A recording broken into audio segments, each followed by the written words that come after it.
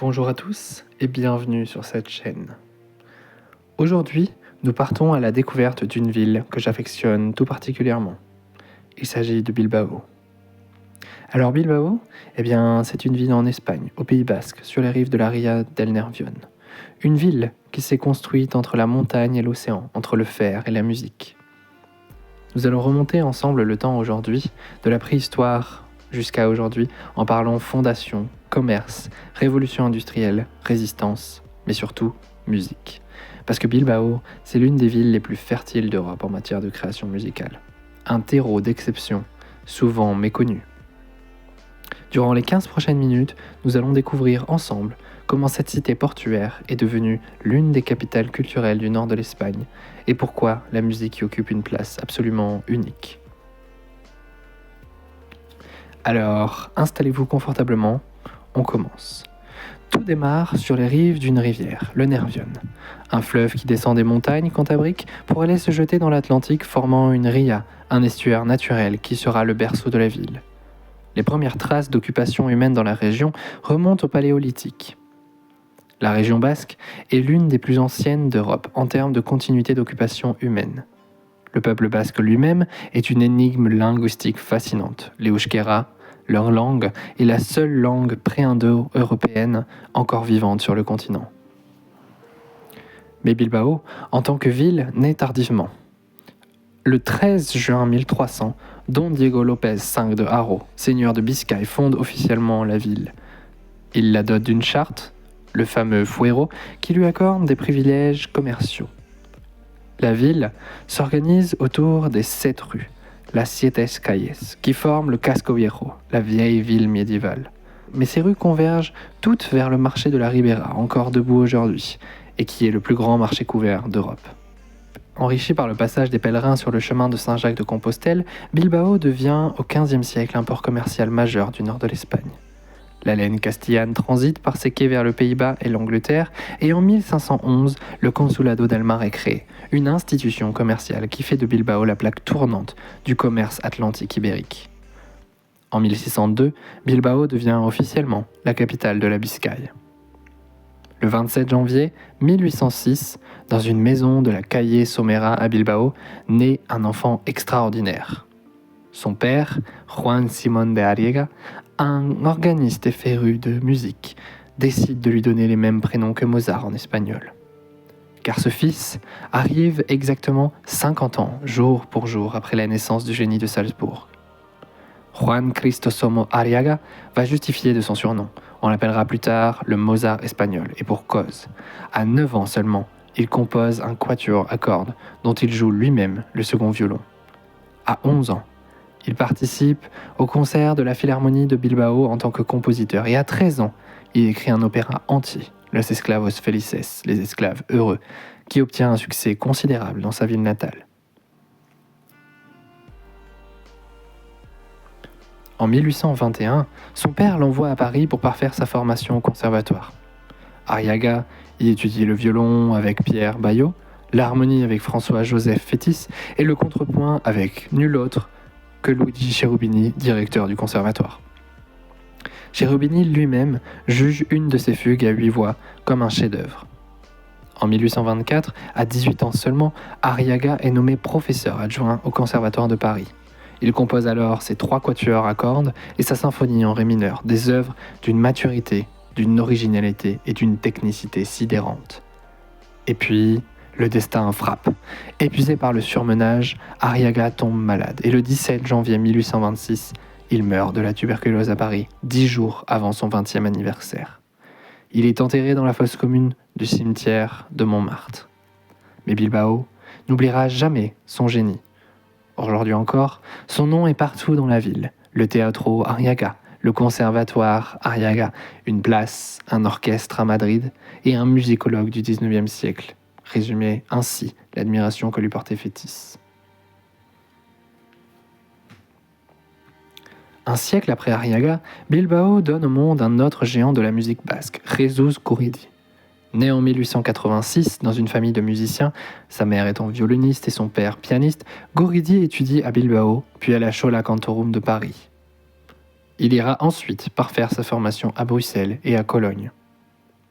Ce que Guridi apporte, c'est quelque chose d'essentiel. Il prend les mélodies, les rythmes et les traditions du folklore basque, les euskal musica, et les fait entrer dans les formes les plus nobles de la musique classique européenne. Il est considéré encore aujourd'hui comme l'un des pères fondateurs de l'opéra basque. En 1912, il prend la direction de la Sociedad Coral de Bilbao. Et en 1915, son opéra Mirenchu est créé à Bilbao, et c'est un triomphe. C'est le premier opéra authentique basque dont les mélodies sont directement issues du terroir. Puis, en 1920, au Coliseo Albia de Bilbao, il crée Amaya, une fresque épique sur les origines de la civilisation basque. L'opéra deviendra une œuvre fondatrice de l'identité culturelle basque. En 1926, avec El Casero, La Ferme, une zarzuela, il triomphe à Madrid. C'est l'un des œuvres lyriques espagnoles les plus jouées du XXe siècle. Son œuvre orchestrale la plus célèbre, les 10 mélodies basques, distille l'essence même de la culture musicale du pays. Guridi deviendra directeur du Conservatoire royal de Madrid, mais sa musique restera toujours enracinée dans cette terre basque dont il est issu. Pendant que les musiciens composent la ville, elle se transformait radicalement. Au XIXe siècle, Bilbao entre dans la révolution industrielle avec une intensité comparable à celle des grandes cités britanniques. La région basque possède du minerai de fer, du charbon et un accès maritime. La combinaison est explosive. À partir de 1890, la vallée du Nervión se couvre de hauts fourneaux, d'aciéries, de chantiers navals et Bilbao devient la capitale sidérurgique de l'Espagne. Des travailleurs affluent de toute la péninsule ibérique et la population explose. Et avec cette nouvelle richesse viennent les institutions culturelles. En 1843, la Société philharmonique de Bilbao est fondée et en 1905, on inaugure le Teatro Arriaga, un joyau d'architecte belle époque en bord de Ria, dédié bien sûr aux compositeurs prodiges. C'est dans ce contexte bouillonnant que la tradition chorale basque s'affirme. Les chorales et les orphéons fleurissent dans tout le Pays basque, et chanter ensemble devient une pratique sociale fondamentale liée à la langue elle-même. On répète dans les tavernes, dans les salles de fête, c'est une culture musicale profondément populaire, ancrée dans le quotidien.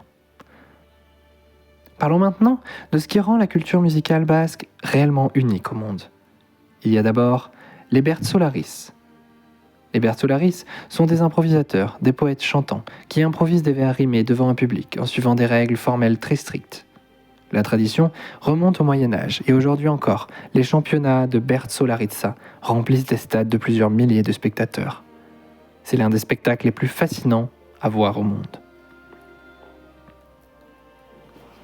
Il y a ensuite les instruments traditionnels, la triquitchina, un accordéon diatonique aux sonorités endiablées. Kepa Junquera, né à Bilbao en 1965, en est le maître incontesté. Il a remporté le Grammy Latino du meilleur album folk en 2004, propulsant la triquitchina sur la scène mondiale. Sa musique fusionne le folklore basque avec le jazz, le rock et la musique du monde. Il y a aussi le chitsu, une petite flûte à 3 trous jouée d'une seule main, pendant que l'autre bat le tambour. Et bien sûr, il y a l'alboka, un instrument à hanches unique au monde. Dans les années 70 à 80, sous la dictature franquiste et après sa chute, Bilbao va vivre une révolution musicale d'un genre très différent. Le rock radical vasque explose dans les quartiers populaires de la ville. Une musique de colère, une musique d'identité, une musique de résistance. Les textes sont en euskera, le son est punk, hardcore, frontal. Et cette scène va propulser la culture basque vers une jeunesse qui voulait exister. Les années 70-80 sont catastrophiques pour la ville. La crise sidérurgique mondiale ferme les usines une à une et le chômage dépasse alors 25%. La Ria est polluée. La ville est sinistrée. Alors, la ville fait un pari fou. Elle décide de miser sur la culture et l'architecture pour se réinventer. En 1997, le musée Guggenheim de Bilbao ouvre ses portes. Conçu par l'architecte américain Frank Gehry, le bâtiment est une météorite posée sur les berges du Nervión. Des courbes de titane argenté qui changent de couleur selon la lumière. Des volumes organiques improbables. Une sculpture habitée. Les prévisions tablaient sur 500 000 visiteurs par an. La réalité dépasse 1 million dès la première année. Les chercheurs en urbanisme ont baptisé ce phénomène l'effet Bilbao, la capacité d'un équipement culturel exceptionnel à régénérer toute une ville. Le métro de Norman Foster, la salle de concert Palacio Euskalduna, la terre Iberdrola de César Pili. Bilbao devient un laboratoire mondial de la renaissance urbaine de la culture. Les chercheurs en urbanisme ont baptisé ce phénomène l'effet Bilbao, la capacité d'un équipement culturel exceptionnel à régénérer toute une ville. Le métro de Norman Foster, la salle de concert Palacio Euskalduna, la tour Iberdrola de César Pili, Bilbao devient un laboratoire mondial de la renaissance urbaine par la culture. Et dans cette ville transformée, la musique reste au centre. Le Palacio Euskalduna, inauguré en 1999 avec sa salle philharmonique de 2000 places, accueille aujourd'hui la Bilbao Orchestra Symphonie. Le Teatro Arriaga, restauré, programme chaque saison opéra, ballet et concerts. Bilbao, la ville du fer, est devenue la ville du son. En bref, Bilbao, c'est cette ville qui a su traverser les siècles sans jamais perdre son identité. Une identité ancrée dans une langue millénaire, l'euskara, que les bilbaínos protègent comme un trésor. Dans des traditions musicales uniques, des Bertsolaris improvisateurs aux virtuoses de la tricha, dans des compositeurs de génie, Arriaga, Gurudi, et dans cette capacité presque miraculeuse à se réinventer, avec le musée Guggenheim, Bilbao, c'est une ville ardente. Ardente comme le fer de ses aciéries d'autrefois, ardente comme ses guitaristes de punk basque, ardente comme ces Bertsolaris qui improvisent sous les projecteurs. Merci d'avoir regardé cette vidéo jusqu'au bout. Et si elle vous a plu, n'hésitez pas à la liker, à vous abonner et à partager avec quelqu'un qui ne connaît pas encore Bilbao. A très bientôt pour de nouvelles aventures sur Solarium.